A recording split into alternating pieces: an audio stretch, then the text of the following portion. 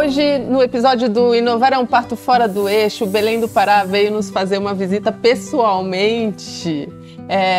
Eu sei que a distância é longa, né? Mas essa sempre foi uma viagem de rotina para a Bruna, desde que ela começou a empreender. E para todos que empreendem lá no norte também, isso acaba sendo uma viagem de rotina. Mas até que ela resolveu se mudar aqui para São Paulo. Não para esquecer de onde ela veio, mas para levar negócios para lá e para impulsionar o ecossistema de empreendedorismo, de inovação lá de Belém do Pará. Eu queria conhecer a semente dessa história, como é que tudo começou até se tornar tudo sobre startups, que é o hub que ajuda startups no início da jornada, né? Isso. Obrigada por ter vindo. Eu que agradeço o convite. Que delícia. Conta pra mim o início de tudo isso, como é que foi? Foi bem local? Você encontrou uma dor local e resolveu expandir? Na verdade, começou, eu não estava nem pensando necessariamente numa dor local. Eu fazia administração e um dos projetos que a gente tinha era com ribeirinhos, era a comunidade da floresta. E o que aconteceu? A gente começou a perceber que essas comunidades elas tinham muita necessidade econômica, não tinham frequência de produção, e não sabiam planejar como elas iam gastar aquilo. Então tinha muita dívida. E a maioria não sabia nem ler nem escrever. E aí como é que você vai educar alguém que não sabe ler nem escrever a pensar financeiramente? Porque aquelas pessoas, muitas, por exemplo, às vezes já tinha acabado de chegar a energia elétrica, aí vai comprar um monte de coisa que não existia na casa. E é voo, entendeu? Dívida. Dívida. E o nosso processo foi educar. E como tinham essas limitações de conhecimento, começou um processo de como eu vou ensinar isso, que me aproximou do design thinking. E que me aproximou de muito processo pedagógico mesmo, didático, para pessoas que funcionam independente de qual pessoa seja. Do ribeirinho ao grande executivo, mas como pensar humano. A educação, que às vezes é uma coisa muito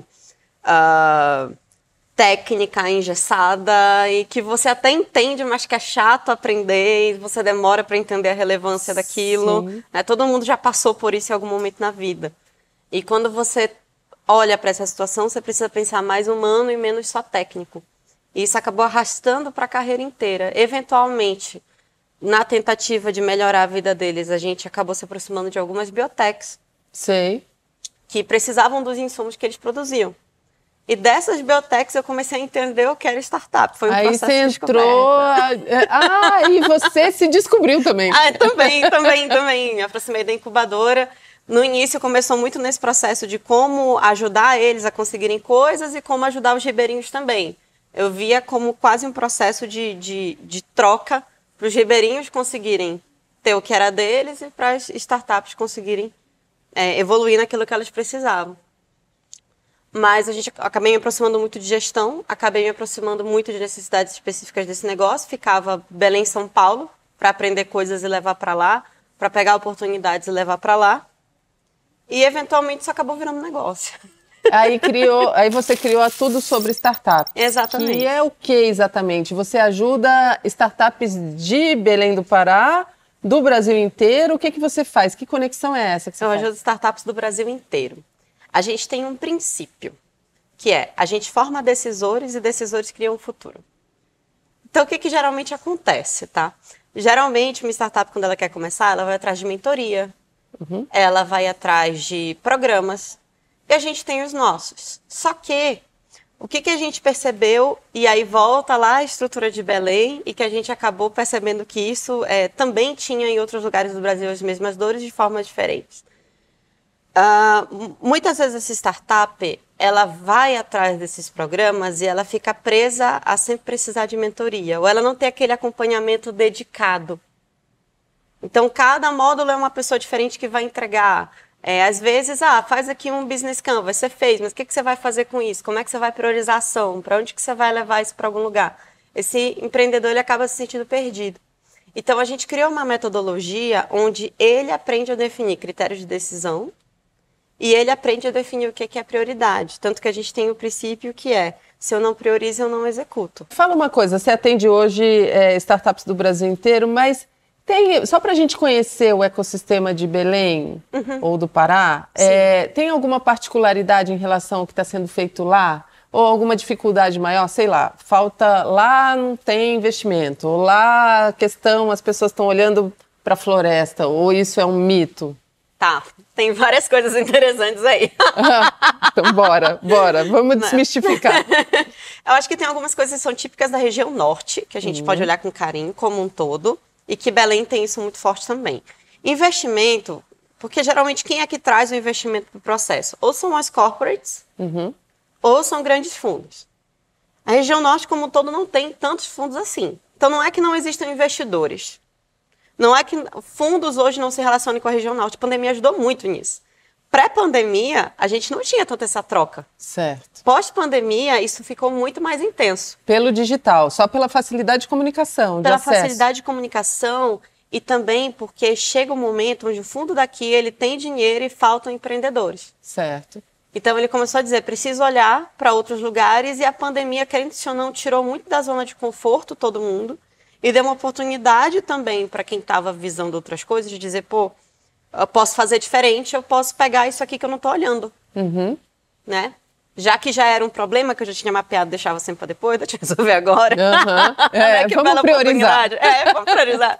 Exatamente. E aí, isso simplificou bastante. Não está ainda aquela maravilha, mas simplificou bastante, né? Por que eu digo que não está ainda aquela maravilha? Porque ainda faltam fundos mais nossos. Tá. Fundos regionais, com investidores regionais, com cara regional, com força regional. Temos investidores? Temos, mas isso ainda pode ser mais pujante. Para outro lado, para ser mais pujante, a gente precisa ter startups mais pujantes. Belém, a gente tem alguns lugares interessantes. A gente tem a Universitec, que é a incubadora, que inclusive foi a que me acolheu lá atrás. A gente tem o Parque de Ciência e Tecnologia, que é o PCT. A gente tem eixos que trabalham junto com Natura, que vão desenvolver negócios da floresta, que aí são muito mais voltados para essa carinha, né, que a gente já tinha conversado. A gente tem também os coworkings, como a Elephant da vida, para trabalhar, né, esse ecossistema. Essa conexão entre os empreendedores, né? O encontro. E até começar, por exemplo, a incubadora, ela paga para esse empreendedor alguns serviços. Tá. Então, reduz muito da conta dele. Até, não só da conta, mas até do esforço de quem é que eu vou procurar, quem é que pode me ajudar nisso, né? A incubadora já tem um portfólio de pessoas para ajudar. Tem uma comunidade? A gente Vale. tem... Açaí Vale? Tem Tá. uma comunidade. Legal. Tem. Que inclusive começou a se profissionalizar bastante desde 2019. Ainda tem alguns desafios de engajamento, né? Então, isso é um outro ponto. Negócios diversos, tem gente da floresta, tem gente de fora. Eu lembro que 2018 foi quando o Açaí Valley teve uma pessoa que começou a falar, pô, mas por que não tem tanto negócio da floresta aqui? E aí começou a criar uma vertente da Açaí Valley, não, vamos falar do agro, vamos falar também da floresta, vamos falar de outras coisas, que antes não era uma área de negócio tão desenvolvida ou tão vista pela comunidade, mas que era essencial para o Estado, né, que é um ponto forte do Estado. Quando eu olho o preconceito do sul para o norte, eu vejo muito, como eu não conheço o que tem na região, como eu não conheço os talentos que existem, como eu não conheço muito de como as coisas são feitas, a gente reduz as dificuldades a lá não tem recurso, lá não tem coisa acontecendo. Então eu simplesmente não me relaciono com eles, né? Ou até se relaciona, mas sem conseguir entender de fato quais são os entraves para aquilo girar. Porque às vezes, por exemplo, o norte tem excelentes mão de obra, mas que até então ele levou isso para grandes empresas. Ele não fazia essa mão de obra produzir empresas. Sim. Entende? Então, você dizer que um Estado ele não está preparado ou por falta de talento, ou por falta de alguma coisa, ou por falta de insumo, e justificar isso com ainda falta muito para se desenvolver, é você esquecer de o que está desenvolvido, que pode ser oportunidade, tanto para eu fazer negócio, quanto para eu criar novas coisas, entendeu? É você entender que é uma realidade diferente da que você tem. E você já ouviu isso? Você só vai ser fora do eixo? Você não vai ser centro? Desse jeito? Já. É mesmo, na sua cara. Na minha cara. Acho que você está sendo muito ousada de querer ir para dentro do eixo. Acho que as pessoas do eixo não compram. O que você vai oferecer? Mas é isso, tipo, as pessoas não entendem o que elas não conhecem, mas eu entendo que eu ofereço didática, eu ofereço, como eu falei para você, formar decisores no lugar de selecionar startups, porque tem essa diferença. Aqui, quem está fazendo tem dinheiro. Então, quer o quê? Quer selecionar para poder investir. Só seleciona, não forma. Até tem um processo de formação, né? Não vou falar mal, tem excelentes trabalhos que estão sendo cumpridos, tem um processo de formação, mas o foco ainda tem o dinheiro. O foco ainda é eventualmente selecionar. A gente diz, não, deixa eu te formar. E aí depois a gente vai ver alguém para você ser selecionado. Um fundo legal, uma coisa legal, no tempo que precisa para você ser tomador de decisão. Tanto que geralmente a gente escuta de feedback que os nossos empreendedores, eles são muito decididos, eles são muito focados, eles têm muita clareza. Por quê? Porque ele sabe direitinho olhar o negócio inteiro, ver qual é a métrica que tem que dar atenção, entender para onde que ele tem que avançar para o negócio conseguir fluir. Ele aprendeu a pensar. E aí, quais são os desafios hoje? Em Belém do Pará? Lá em Belém. Só para a gente descrever esse ecossistema. Eu acho que tem muito desafio em formação de novos empreendedores ainda. Trazer mais gente que tem uma carreira legal ali dentro, que faz coisas legais e olha para a tecnologia com mais força. Sinto muita falta disso. Acho que a gente tem excelentes pessoas, mas ainda tem um pouquinho do receio do risco, né, um pouco mais forte dentro daquela região. Tem uma questão de a pessoa olhar mais para negócios tradicionais, às vezes bons lugares para fazer isso, tem famílias há tempos fazendo um negócio específico e para a nova geração sair daquilo e fazer uma coisa diferente demora um pouquinho. Eu não acho que isso seja um problema do Pará. O empreendedor que está começando ainda não teve muito contato, tem uma ideia irreal do quanto que a startup dele pode nacionalizar ou não. Eu acho que isso é um problema geral de todo mundo que está começando, tá? Sim. Mas quando você está num centro ou algum lugar que tem um conglomerado maior de gente trocando com você, você percebe a borrada mais rápido. Entendeu? Então, essa troca de quando tem um ecossistema mais maduro, ela facilita esse empreendedor virar a chave mais rápido. Então, esse pezinho no chão, eu sinto que demora um pouquinho mais lá por essa falta de troca.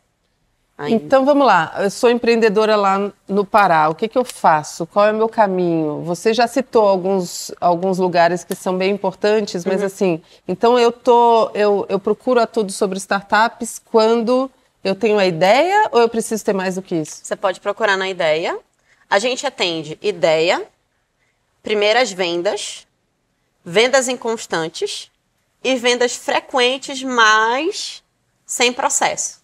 Ou seja, cresci, estou vendendo muito, mas eu não consigo crescer mais porque senão eu surto. Não entrego. Exatamente.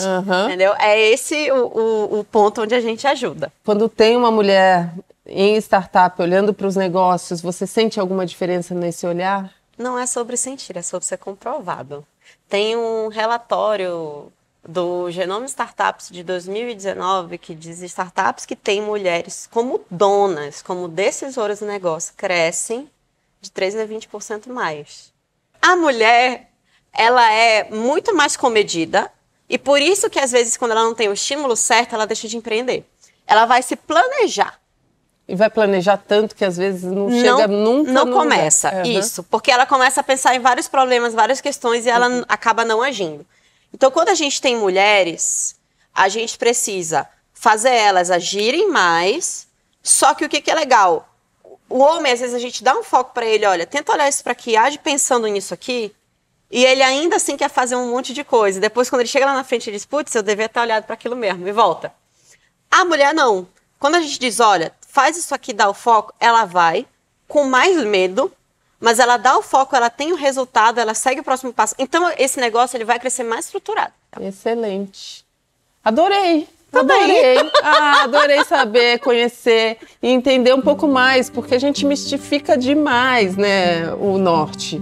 Talvez pela distância ou pela ignorância, enfim, mas eu acho muito legal que a gente entenda o outro ponto de vista, para saber, então é isso.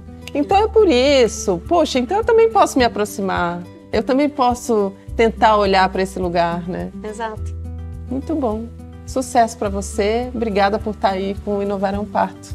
Sucesso pra Fora você. do eixo, mas no centro, hein? Exatamente. Viemos fora do eixo, mas atendendo todo mundo, fora e dentro. Acho que é sobre isso. E quero que mais empreendedores de fora do eixo se sintam à vontade, se sintam fortes para atender nacional.